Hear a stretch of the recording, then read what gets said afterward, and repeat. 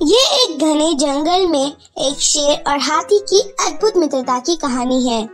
शेर जो छोटा और तेज तर्रार था, वहीं हाथी विशाल और मजबूत था। दोनों के बीच एक अनोखा बंधन था और गहरी दोस्ती थी, जो जंगल के अन्य जानवरों को भी हैरान करती थी।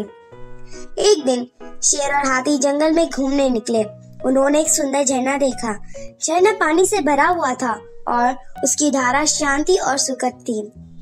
शेर ने हाथी से कहा, देखो भाई हाथी, ये झरना कितना सुंदर है। चलो हम एक बार इस पानी में नहाकर मजा करें।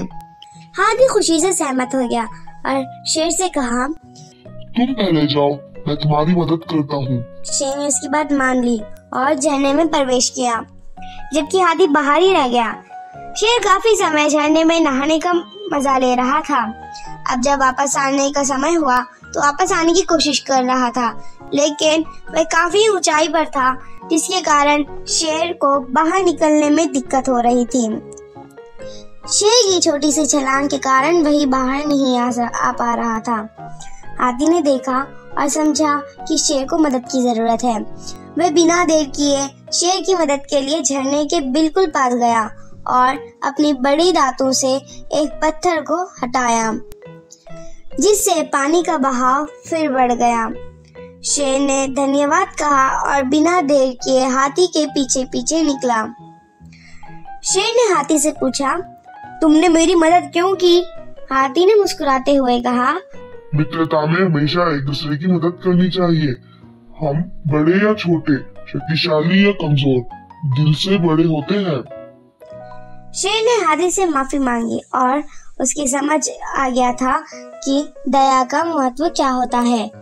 दोनों जंगल में घूमते रहे, लेकिन अब से शेर हमेशा अपने दोस्तों की मदद करने को तैयार रहता था।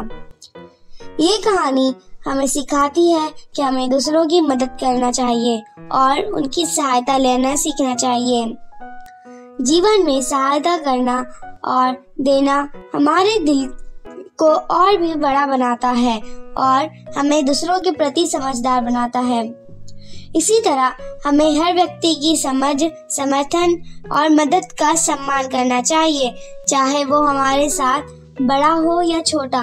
जब हम एक दूसरे का समर्थन करते हैं तो हम सभी अच्छे और समृद्ध जीवन का अनुभव कर सकते हैं।